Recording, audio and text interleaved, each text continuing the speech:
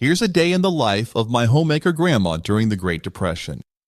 Early morning. My grandma's day began before dawn, often around 5 a.m. The house was cold, especially in the winter months, and the first task was to stoke the fire in the wood-burning stove. This stove was not only the source of warmth, but also the center of the family's cooking and heating needs. Grandpa would gather kindling and wood, carefully rekindling the embers from the previous night to get the stove going. Using a small metal poker, he shifted the ashes and revived the glowing coals, then added larger pieces of wood, blowing gently to encourage the flames. Once the fire was established, she moved on to preparing breakfast. Resources were scarce, so meals were simple and often repetitive. Breakfast might consist of oatmeal made from rolled oats, sweetened with a bit of molasses if it was available. On days when they were lucky enough to have some, a couple of fresh eggs from the backyard chickens would be a prized addition to the morning meal. To make the oatmeal, she would first boil water in a heavy iron pot over the stove. Once the water was boiling, she added the oats, stirring them with a wooden spoon to prevent sticking. She would let the oatmeal simmer, occasionally stirring to keep it from burning. If molasses was available, she added a spoonful to sweeten the mixture. The eggs were usually fried in a bit of lard on a cast iron skillet until the edges were crispy and golden. As the family stirred from their slumber, the comforting smell of breakfast wafted through the small house. My mom, then a young girl, would emerge rubbing her sleepy eyes, greeted by the warmth of the kitchen and the reassuring presence of my grandma. The mornings were quiet, a time for the family to gather their thoughts and prepare for the day's challenges. Morning chores. After breakfast saws, Grandpa set out to look for work. Job opportunities were scarce, and he often had to travel long distances on foot or by hitchhiking to find any employment. He carried a small bag with a few essentials and a hopeful heart, knowing that any work he could find would help support his family. Meanwhile, Grandma set about her morning chores. Laundry was a particularly labor-intensive task. Without the convenience of modern washing machines, my grandma would wash clothes by hand using a washboard and a large tub. First, she filled a large pot with water and placed it on the stove to heat. While the water was heating, she sorted the clothes, soaking the dirtiest items first in a tub of cool water to loosen the dirt. Once the water was hot, she poured it into a second tub where she added homemade lye soap, which she had prepared previously from animal fats and wood ash. She then took each item of clothing and scrubbed it vigorously against the ridges of the washboard.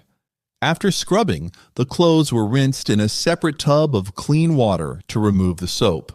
She would wring out each piece by hand, twisting the fabric tightly to extract as much water as possible.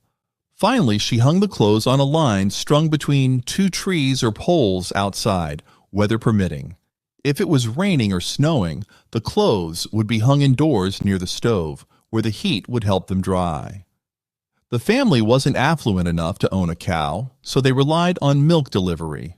The milkman would arrive early in the morning, leaving glass bottles of milk at the doorstep. My grandma would bring the milk inside and immediately set to work using it in various ways. She would start by warming the milk in a large pot over the stove. Once it reached the right temperature, she added rennet, an enzyme used to curdle the milk. The milk would then sit undisturbed until it separated into curds and whey. She would carefully pour the curds into a muslin cloth, allowing the whey to drain. After the curds had drained sufficiently, she pressed them into a mold to form a simple cheese. This homemade cheese was a staple in the family's diet, providing much-needed protein and variety. She also made yogurt by heating the milk, adding a small amount of starter culture saved from a previous batch, and keeping it warm overnight in a covered pot near the stove.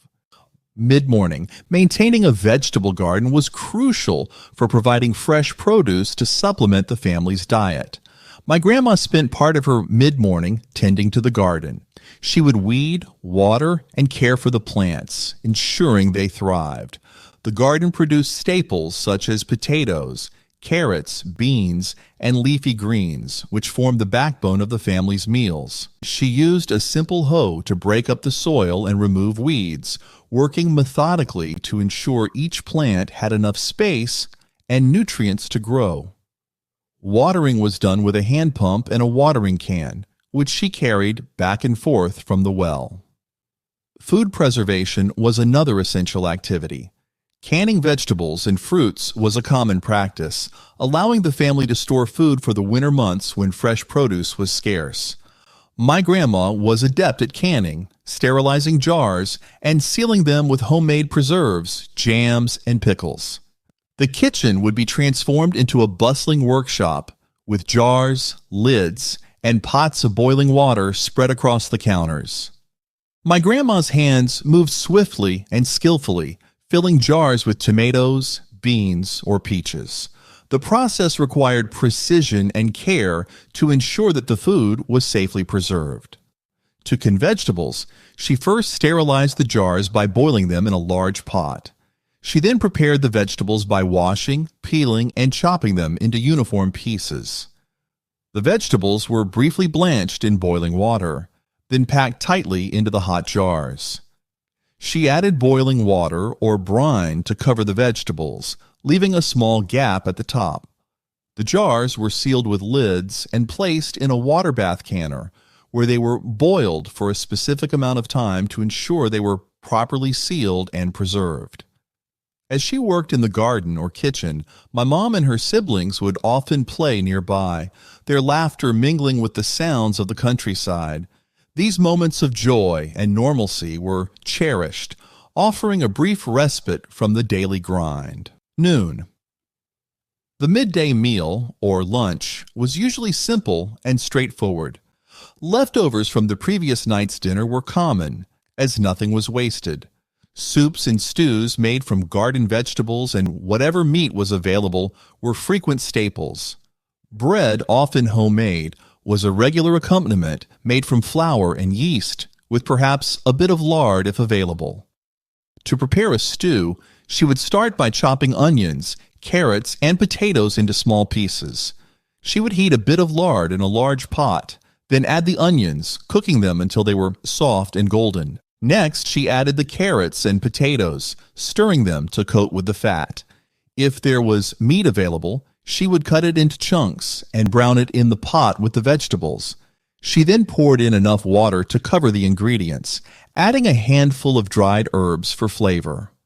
The stew was left to simmer for several hours, the flavors melding together to create a hearty and filling meal. After lunch, my grandma allowed herself a brief rest. This was often the only respite she had during the day, a moment to sit down, perhaps enjoy a cup of tea, and gather her strength for the afternoon's tasks. My mom would sit with her, listening to stories about the good old days, or just enjoying the quiet togetherness. Afternoon. The afternoon was dedicated to various tasks that ensured the family's needs were met.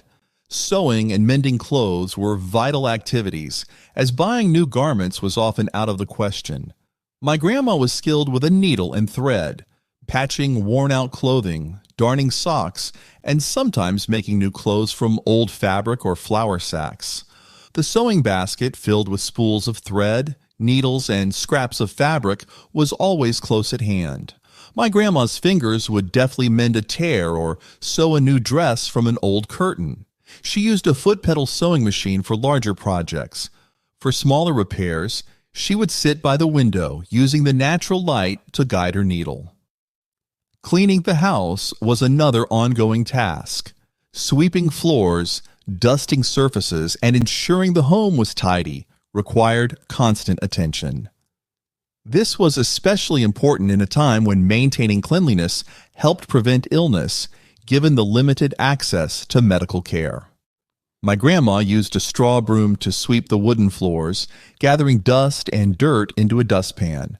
She dusted furniture with a cloth dampened with a bit of water and vinegar. In the afternoons, my mom and her siblings might help with chores, their small hands eagerly assisting with tasks appropriate for their ages. The younger children might be tasked with gathering eggs from the chicken coop or fetching water from the well, while the older ones helped with more demanding tasks like chopping wood or weeding the garden. Late afternoon. As the afternoon wore on, my grandma turned her attention to preparing dinner. Meals were simple but hearty, designed to stretch ingredients as far as possible. A typical dinner might include a stew made from homegrown vegetables with perhaps a bit of meat if it was available. On particularly good days, she might bake a pie using fruit from the garden or forage from the surrounding area. She would start by making the crust from flour, lard, and a bit of salt, mixing the ingredients until they formed a dough. She rolled out the dough on a floured surface, then placed it in a pie tin. The filling was made from whatever fruit was available, often apples or berries mixed with sugar and a bit of flour to thicken. She poured the filling into the crust, then placed another layer of dough on top, crimping the edges to seal. The pie was baked in the oven until the crust was golden and the filling bubbly. The aroma of dinner would fill the house, drawing the family together after a long day. Despite the hardships, these meals were moments of togetherness and comfort. The kitchen was the heart of the home, a place where the family gathered to share food and stories from their day. The process of preparing dinner was an intricate dance. My grandma would move efficiently around the kitchen, peeling potatoes, chopping vegetables, and stirring pots on the stove. Each ingredient was carefully measured and used, with nothing going to waste. As dinner simmered on the stove, my mom and her siblings would complete their final chores for the day. Setting the table was a task often entrusted to the younger children, who took pride in arranging the plates and utensils just so. The older children might help in the kitchen, learning valuable cooking skills from my grandma. Evening. Dinner was a family affair, bringing everyone together at the end of the day. The meal might be simple, but the love and effort my grandma put into it made it special. Grandpa would arrive home in time for dinner, often weary from a long day of searching for work. He would share any news or earnings he had, providing a brief but important sense of hope and progress. Laughter and conversation flowed, a welcome distraction from the day's worries. After dinner, the family often gathered around the radio, if they had one, to listen to the news or entertainment programs. This was a cherished time, offering a brief escape and a chance to bond as a family. My mom would sit on my grandma's lap, listening to the soothing sounds of the radio, feeling safe and loved. The radio was a lifeline to the outside world, providing news, music, and stories that offered a sense of connection and normalcy. My grandma would smile as she watched her children become engrossed in the programs, their faces lit by the soft glow of the lamp. Before bed, my grandma would ensure the fire was banked for the night, providing some warmth in the cold hours before dawn. She would then take a moment for herself, perhaps reading by lamplight or simply reflecting on the day's events. She might also spend this time planning for the next day, making mental notes of what needed to be done.